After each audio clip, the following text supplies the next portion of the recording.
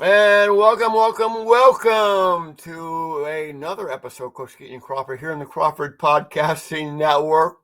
This would be the ultimate show for our content, our theme of our purpose of our podcast. Gary Keyton, the former Spartan, Tom Crawford here at his side talking Michigan State. It's a big part of our whole content, let's be real. Both football and basketball. And this is the biggest game of the year for me personally of any sport there is. Michigan State football. It's personal for me. Brought up in this town. I graduated from Michigan. My whole family did. I mean, this is it. This is the game. It's more important than any other game. So that's why this podcast is the most important podcast we do all year because this is our focus. So, Kerry Keyton, last week when we were out at Spartan Stadium, we got a lot of great feedback on doing that actuality of going up there on the south end of Spartan Stadium to do our pregame podcast. You told me one thing in particular. That 23, he's good, but 22, watch out for 22. For the Wolverines, we're talking Justice Haynes, who, for the Wolverines' sake, and a plus side, was healthy enough to play. And both he's still not healthy though. That's not he's not healthy. You can that's tell. not the there was no he was not right in my opinion. Well, the thing of it is, he is not as a yak runner as Jordan Marshall is, who we saw that in the Alabama game, the board and the bowl game last year. He carries guys. Jordan Marshall had 15 carries, $110, including that 56-yarder to clinch it for the 31st point. But 152 yards for Justice Haynes is not a bad day at the office. No, considering he's been hurt the last 2 weeks, and he's got rib problem. I mean, his rib cage is his area, and on a cold night, man, you are vulnerable, especially for a team that's going after you in a lot of ways. So, yeah, it's like his yards were like the basketball guy that at the end of the night he look and shows up and he had 28, and like when the hell did he have 28 points? Analogy. It was the quietest 145 yards I've ever seen. Like, because I was waiting for him to bust one, but he just didn't have it. And so in my mind, I'm thinking, okay, well, we're tackling him. He's not breaking one, so we still got good chance, because I said that kid's not right. He's not healthy. And like you said, I mean, them upper body injuries in football, there's nothing good about that. No, you're exactly right. And he fumbled the football. I mean, well, Michigan State stripped it. I mean, they were in the game 24-13. They got the ball at midfield, and then they ended up going on 4th and 3. A lot of people thought they were going to kick a field goal. Should have kicked the field goal. I mean, some of the decision making, and I was pissed off in the USC game when Sherrone Moore did this, chasing points. I don't know where these analytics come from. No. When you're in the third quarter, why are you chasing points? Going for 2 there at that point made no sense to me, because we're still down 2 scores, and that was pointless. That made no killed any. Well, he had a little momentum, and then it just kind of killed the momentum. And then the play itself was not good anyway. So right, Jimmy Rowland made one of his zillion plays for the Wolverines. Number 30 was a gamer. He was a dude. Sure.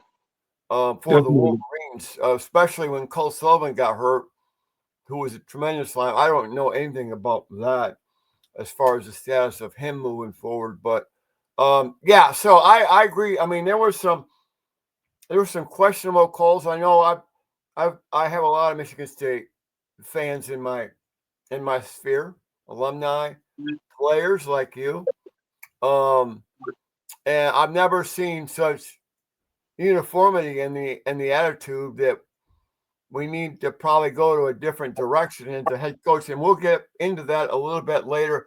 But I want to give you, the first serve in this volley here on your overall takeaway from Michigan's 31-20 victory over your alma mater, Michigan State. Obviously I'm disappointed in the loss. I will say this, as you already know, I am not a fan of referees in general, especially when calls are going, when they don't call the calls against my own team, because then that tells me they may not call them against the other team, and we may get hurt. Just watching the game, there was definitely calls both ways that should have been made. But it just seemed like the big calls did, like the 1 3rd down pass, the kid ran right through Marsh's back. I mean, that's the pass interference all day, every day that wasn't called. But the biggest one, it would. I'm not saying that Michigan State would have won the game, but the momentum that fumble on the offsides, in my opinion, he was not offsides. That is a momentum changer that could have swayed the game towards our direction more, with momentum and everything else, and get the crowd back into the game. And we had some momentum. Those things right there, it just took the, and then you add in our, some of our poor play calling, and then just the lack of being able to execute. We ran the ball decent enough. I thought so. We ran the ball decent enough. We had some big runs. 115 yards. Frazier had the 49-yarder, which was a good portion of that. But sure. I thought you ran the football, and quite frankly, I thought Michigan State's defense was pretty good in this game. Yeah. So in the second quarter, they dominated the second quarter. But you're right on that. That could have, that was a 14-point swing. Instead, Michigan was driving. They got, then I think that's when Haynes scored the touchdown, make it 17-7. Right. If he scores a touchdown and the tight end is tackling the Snow kid, is pulls jersey off his shoulder at the point of attack, and there's no call. That's the kind of stuff, like, okay, you didn't see this, or you thought you saw this, even with replay, but then right at the point of attack, you have a holding call that's not called.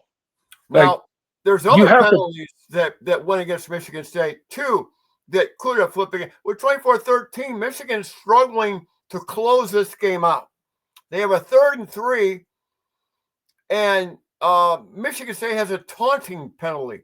Yeah. Lack of discipline. Which, okay, now, back to the Bobby Williams type of players. Now with that one, okay, I'll give the penalty, but that was so far out in away from everything. Everybody, both referees saw the whole. You cannot tell me you saw the whole thing. And the kid from Michigan precipitated the whole thing by driving the kid to the ground and all that. Now the Michigan State kid retaliated, of course, and standing over top, whatever. You don't stand over. If anything, people. Yep. If anything, that's on both of them, because the Michigan kid initiated the whole thing, and the kid from Michigan State, dumb, reacted to it. And we all know the way these referees are; they always get the second guy, especially when But that was you saw the whole thing. Mm-hmm. You saw what happened. You saw that was just reactionary.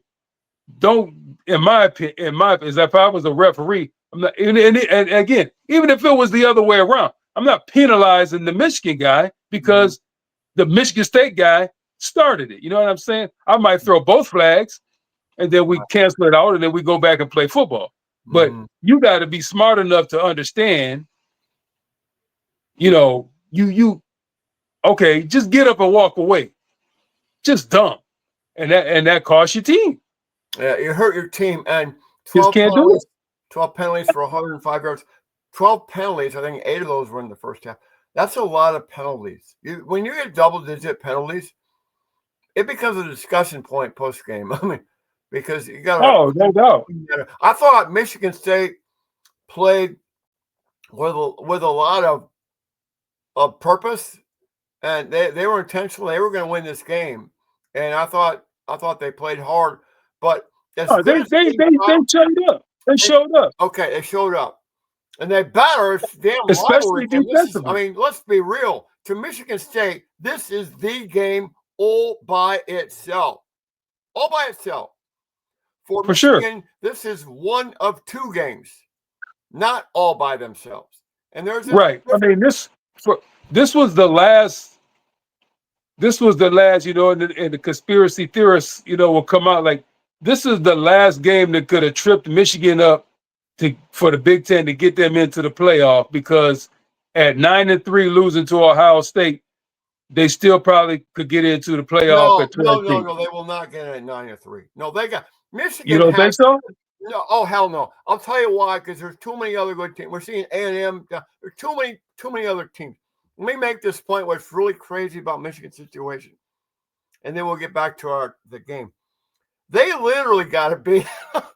They got to run the table beyond beating Ohio State, because then they'll have to play Indiana, who's following just short of the Kansas City Chiefs as far as how they're playing right now at the Lucas Oil Stadium. Are you kidding me? But they lose either of those games, are out of the playoff. So this is not like, I mean, my God, yes, they got a winnable game next week at home to Purdue. They got a bye week. They go to Northwestern and Maryland. Maryland is doing their post second half season fade as they typically do. So it looks good for a while. So they will be relevant for a while. But no, Michigan screwed up their CFP assurance with two shit show appearances, if you will, in Norman, Oklahoma, and at the LA Coliseum. And they have only to blame themselves for that. You don't think the brand is strong enough? No, hell no. The brand is no. Now there's anti-brand. There's anti-Michigan right now. No. I mean, I wish it was the case, but it wasn't. But back to Michigan State, and I'd like your opinion on this. Man, this child, I mean, he can really look good. He can really threaten you. But man, I want to run some bootlegs, some outside zone plays where he's sprinting out into a pass front option. Just run that all the time. I mean, he is such a threat. If you make contact with him, he's lean and strong. Typically, he'll get you 3 yards on the stretch, 3 to 4 by itself.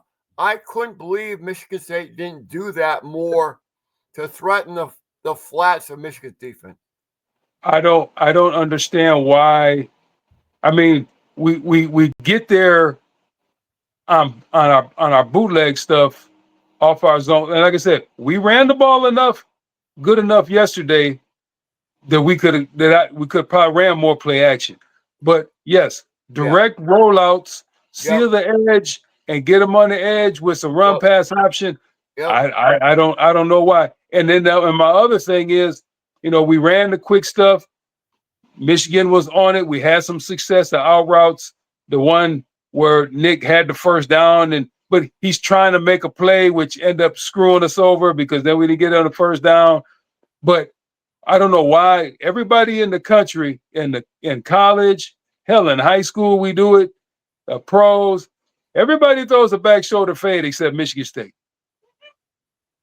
No, Michigan doesn't either. If Nick Marsh is running down the sideline, throw the ball short and let him come back and get it like everybody else does. That 6'2", 6'3", let him make a play. But we don't do it. But everybody else does. Yeah. And it's so frustrating because, they're playing on top of them. They're playing over the top of them. They know we have to throw the ball quick because we don't have very good pass protection. And then we still want to drop back and throw the ball instead of, like you said, let's get them out of the pocket. Seal the edge and get them outside, and let some things happen there. But there's so many things that are frustrating that myself, and don't get me wrong, I don't consider myself no Andy Reid, but damn, I can see the obvious stuff, and I know I watch enough football to know what works against people when they're trying to do things, and you're going to get one or two things on a back shoulder fade. You're going to get a catch, or you're going to get a pass interference. Yeah. Because the way defenders play the ball, they don't look back, and it's a hard play to defend. It is. But we don't even try it. Yeah. So the two quarterbacks were less than stellar. I mean, Bryce Underwood, 8 of 17, 86 yards. He had a touchdown run down in the south end zone. They put him up 10-0, but he had flaws to his game. Let's be real. Oh, for sure. And he succumbed to the pressure. I thought when Michigan State provided quarterback pressures, he didn't handle it well. He did a little Devin Gardner thing, like going backwards. Like, here we go. This is back to 2014 again. This time, going backwards. And I thought Michigan State was doing a good job of, disheveling Bryce Underwood. No, it definitely caused some good pressures, and there was actually a couple times where, defensive linemen made plays out of structure and just did their own, made plays. And again, I don't care who you are, if you're getting pressure, you become awfully normal quick. You do. And they got to him, and he he was flustered a little bit, and but again, we didn't take advantage enough of that. Mm-hmm. I agree. So I agree. Okay, I want to ask you a really compelling question, and I know it's awkward for former players because you're involved with your program. You go over to practice. You're engaged with everybody over there. What do you think? Where do you think this program should go from here?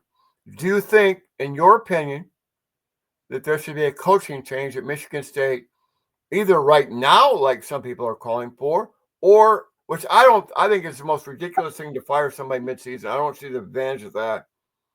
Or wait to the end of the year, or give Jonathan Smith a third year. What are your thoughts? I mean, besides the fact that is so far above my pay grade. No, we're not playing pay grade. Don't play that. I don't want to hear that. I want your opinion. Make those type of decisions that affect so many other people. I get that. And if you say I don't want to comment, it's awkward for me. I'm too close. Whatever, go ahead. Well, no, because at the end of the day, ain't nobody out at Michigan State paying none of Kerry's bills. Yeah, there you go. I'm gonna tell you what I feel. You're a fan as well as a former player. Yes. But the thing is this. There's so many other things that going along with firing the coach. Like, obviously, if you fire the coach, the rest of the guys aren't going anywhere. So they're going to be there for the rest of the year. They're going to get paid. They're going to do whatever.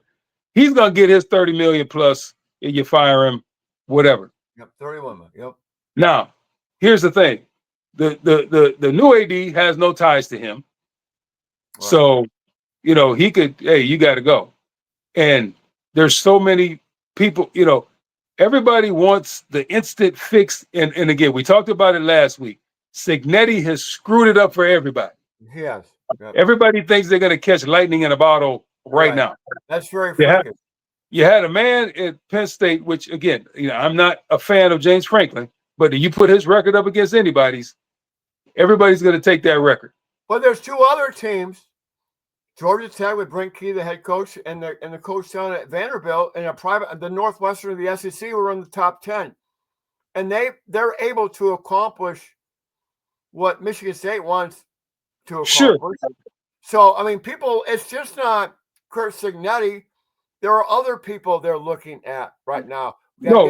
I understand it. Pathways. I mean, I understand what you're saying about Cignetti, and it's amazing. I mean, they looked really good yesterday against really good. But you got to do something. I don't know if firing Coach Smith changes anything for the rest of the year. Okay, so I agree with that. So I agree with that with you. Now, okay, let's just fast forward, and we think the season's going to go win 1-2 more games at the most. They win 5. No, that'll be 4 straight non-bowl seasons for Michigan State, 2 in a row, or 3 or 4, whatever. For not Jonathan good. Smith, it's Period. two losing seasons in a row. Would you fire him at the end of the year?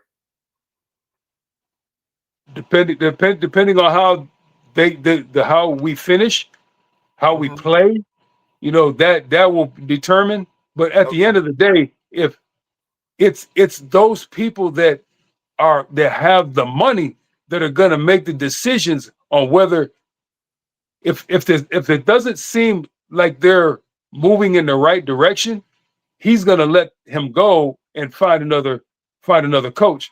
The problem is this is what you have to wait for. How quick those guys that are getting fired right now, the Napiers, the Franklins, how quick do they jump in, or do they wait till the end of the cycle to see what's out there?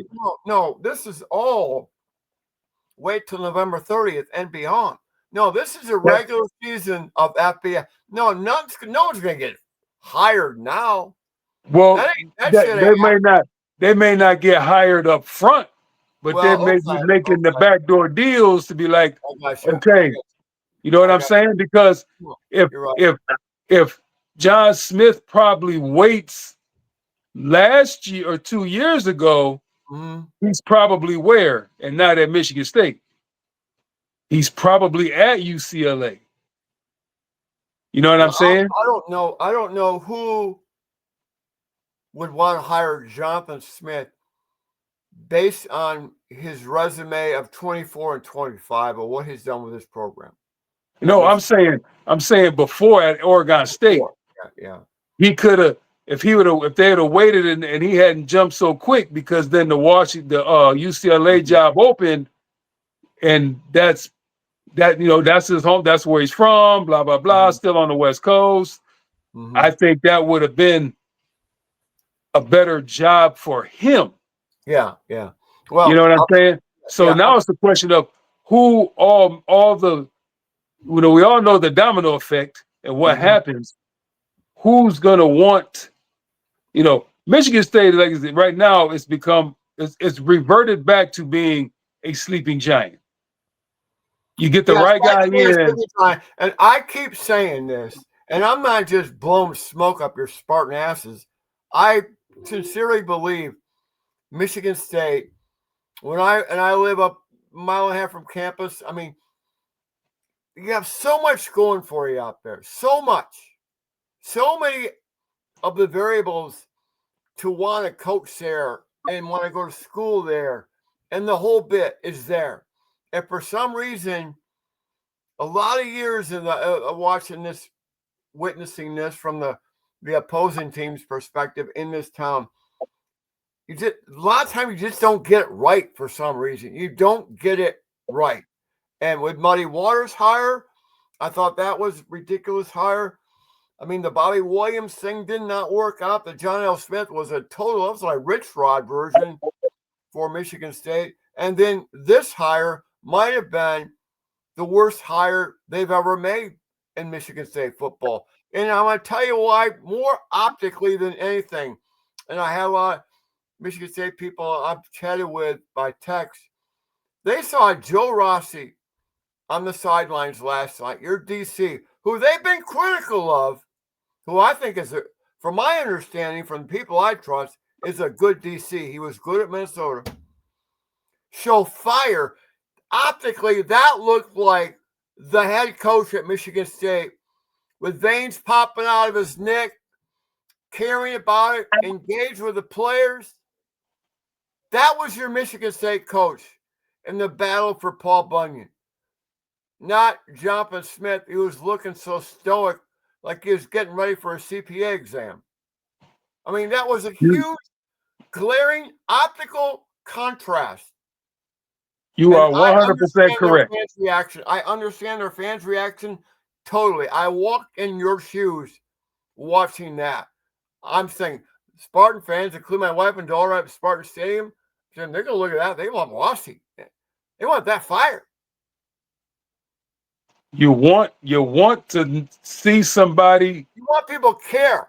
caring about Yes. what the heck's going on. Yes. And Yeah. it's like if you're gonna get screwed, well, damn it, don't just stand there and take it. Yeah. Yeah. You gotta at least let somebody know. And he was Yeah. getting ready to go snatch the referees after him, like, yeah, man, go get them. Yeah. Because we're You gotta getting screwed, and you gotta let them know. go. And You gotta let them know. that's the optical challenge of Jonathan Smith.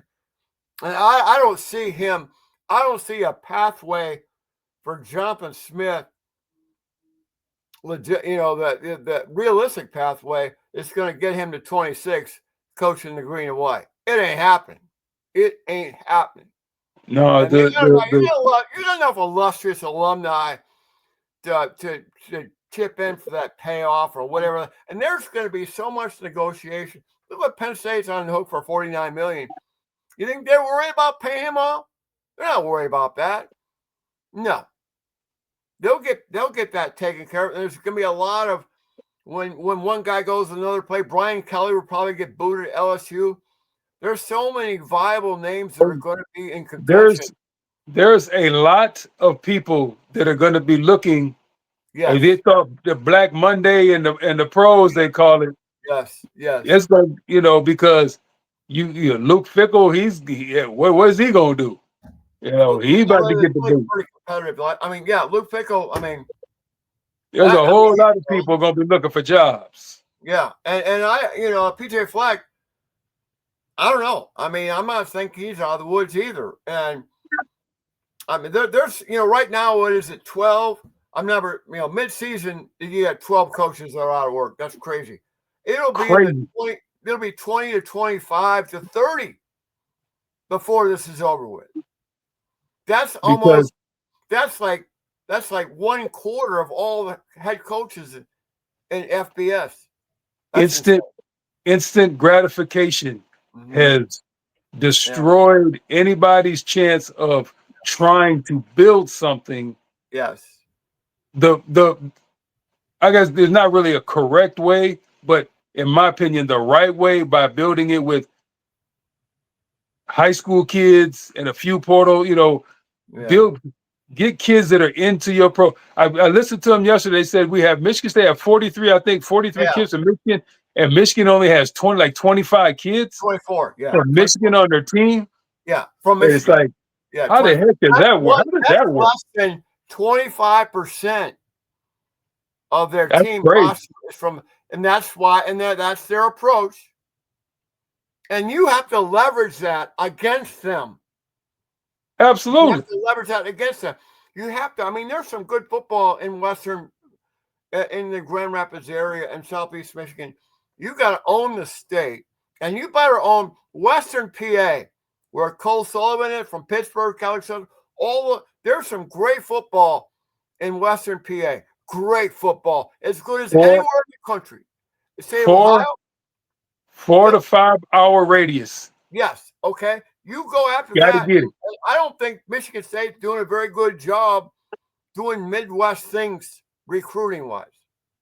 And that's where a lot of people will, some will disagree. The ones that understand and will get it. This all started, in my opinion, with Coach D'Antonio, where he refused to get rid of some of his coaches. It was not going well. That's right. And he should have made some changes, and he was too loyal and didn't want to make the changes, and he wanted his $4 million. Yep. And they should have just said, okay, here's your $4 million.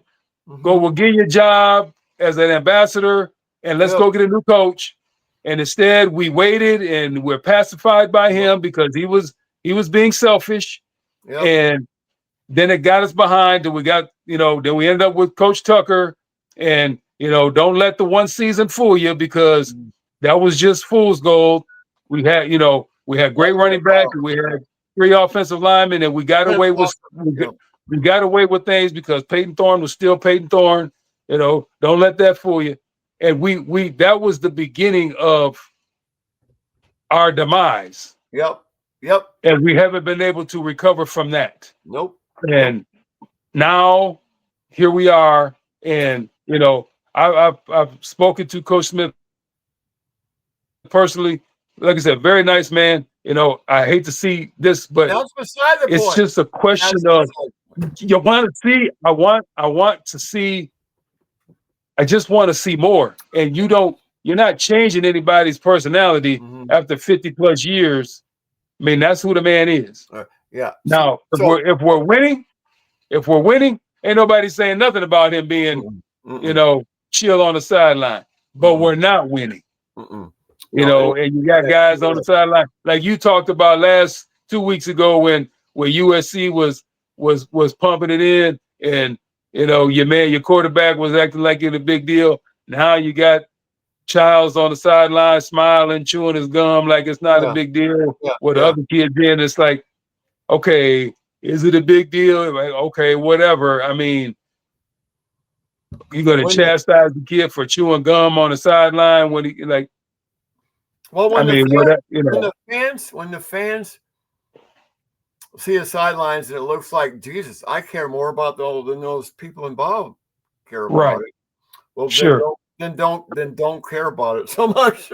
I mean, if you got no skin in the game, like why are you mad? Keep perspective. But I will say this from my perspective, from a Michigan perspective, I am concerned because of what I said about Michigan State, potential-wise, of all the resources it has. It's got a good brand.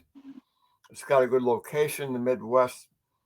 It's got passion. It's got fans who really care. Trust me, they care. And they hate Michigan, which is a great thing to do to energize your program. You got your rival 60 miles away. They will get it right one of these days. Again, they got it right with D'Antonio. They might even get it more right with the next guy. It's there, and that concerns me. No question. I mean, like I said, everything is there to be a problem in the Big Ten and beyond. They have it. We got 3 or 4 of the richest men in the country that got lots of money that are, with the right person, they're willing to spend, I mean, and that's what it's become, an arms race. So we see who, but it's just a question. You said we cannot, if they do let Coach Smith go, everybody talking about fire. Well, who's next? Yeah. Well, because you better not mess this one up, because that's gonna put you 5 years behind. Well, I mean, and I'm sure. I think this AD. I know he kind of carries himself like David Brandon with his little posse around with people and everything like this, but I think he's not going to hesitate making great decisions and it's a business approach. I mean, he's going to operate you guys like the NFL, which that's the way to operate it. And so I think there are better days ahead. It's really going to be interesting to see how this plays out for these final 5 games in the regular season for Michigan State moving forward. Yeah, because now you're to the point now where it's like now you could really look, you could really watch. You look at the sidelines now, and you'll find out. That's true. Who wants to play? Yep. Who's there? Like who's still in a part of the program? Right. Who's buying into what they're talking about? Whatever. Because if they're checking out, that means they've already had their people start getting to see where they can go in the portal and all that kind of stuff. Now you're going to find out who's in and who's not. Well, when you have a coaching change, out of 110 kids in your locker room, 70 of them are going to leave. 7-0. That's how it works. And 70 new ones are going to come in via obviously a recruiting class and more importantly in the portal. And we saw that with Indiana. Anyway, Kerry Keyton, always a pleasure to be on our multiple-year podcast, Coach Keyton and Crawford, where we have a clear-minded perspective, in my opinion, on the Michigan State rivalry and its teams. And it's a pleasure to be on with you, my friend. Always a pleasure. And got to give a shout out to the 256 folks that will find out sometime today. Yeah, high school football. and see who made the playoffs and where they're going, and the second season begins. Mm-hmm. And shout out to Coach Farraco and the Trojans for getting it done Friday against the Rams to secure the 10 will in a be row. my 8th in a row out there working with Coach Farraco and the guys. 10 years in a row 10 now in a for row. playoffs. Yep. They were throwing the dirt on us and putting the tombstone up at the 1-5 start, but yeah, the kids endured through injuries and everything and persevered and looks like they're gonna get a chance to have a second season. So kudos to them, and everybody else is getting ready to start, because this is a very exciting time. The end of the college season is beginning. yes, You always want to be playing on Halloween, yes, because that means you're doing something right for the season. So order up a exciting pizza time. for all the watch parties tonight, for all those teams that are going to be in the playoffs, including East Lansing, who found their way in. You find a pathway. Find a pathway, and you get it done. And then all you want to do is get in the tournament and see what happens. Just get in. My two favorite teams, East Lansing and Everett, are making the playoffs. So, hey, life is good. Life is good. So good luck to all those young men. And go green. Always go green. Go blue.